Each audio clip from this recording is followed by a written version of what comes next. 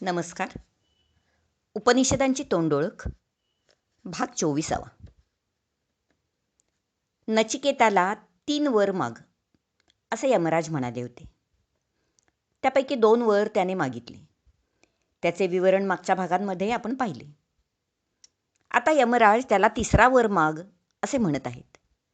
आणि नचिकेता आता कोणता वर मागतो ते पाहूया. येयम प्रेते विचिकित्सा मनुष्ये अस्तित्येके नायम अस्तिती चैके एतद्विद्याम अनुशिष्टस्त्वयाहम वराणाम एष वरस्तृतीयः. याचा सरळ अर्थ असा: मनुष्य मृत झाल्यावर कोणी म्हणतात तो असतो, तर कोणी म्हणतात तो नसतो. तर तुमच्याकडून मला त्याबद्दलचे ज्ञान शिकावयास मिळावे असे मी 3ऱ्या वराने तुमच्याकडे मागत आहे. आता यावर यमराज काय म्हणाले तो मंत्र पाहूया.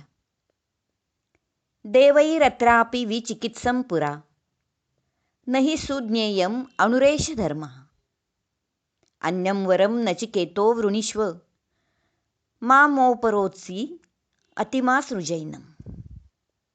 पहा आता यमराज काय म्हणाले.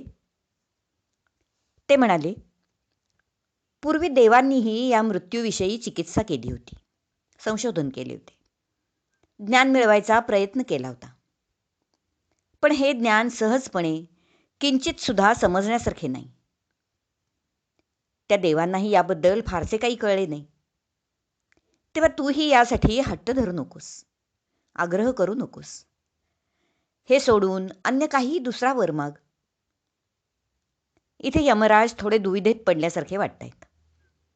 हे एवढे गूढ ज्ञान या अगदी कोवळ्या कुमारवयाच्या नचिकेताला द्यावे की नाही असा त्यांना प्रश्न पडला असावा. कारण आपण ज्याला ही विद्या देणार आहोत तो तेवढ्या पात्रतेचा असायला हवा हे यमराज जाणतच होते.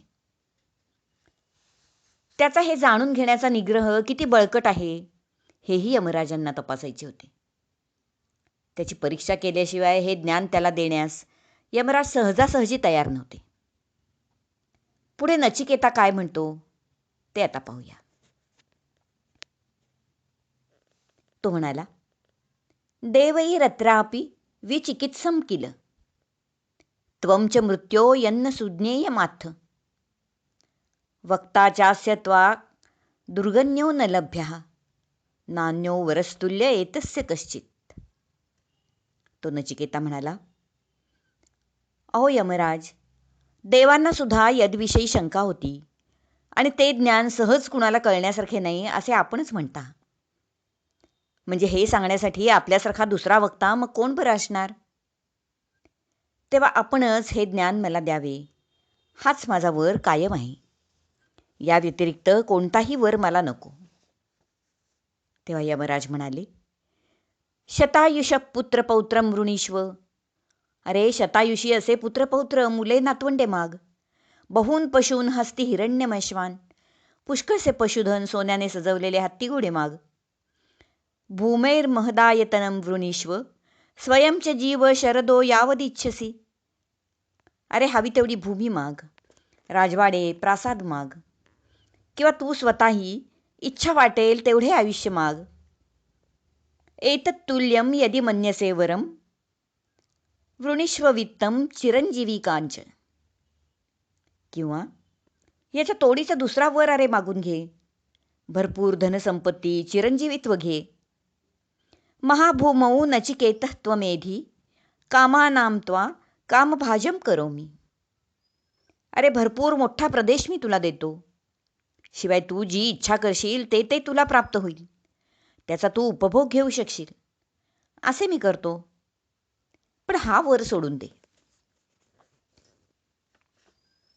ये ये कामा दुर्लभा मर्त्यलोके सर्वान कामान छंदतः प्रार्थयस्व. अजूनही ते यमराज काय काय नचिकेताला बहाल करणार आहेत पहा. इमा रामः सरथः सतूर्याः नहि दृशा लंबनीया मनुष्यैः अभिर्मत्प्रत्ताभि परिचारयस्व नचिकेतो मरणं मानुप्राक्षी.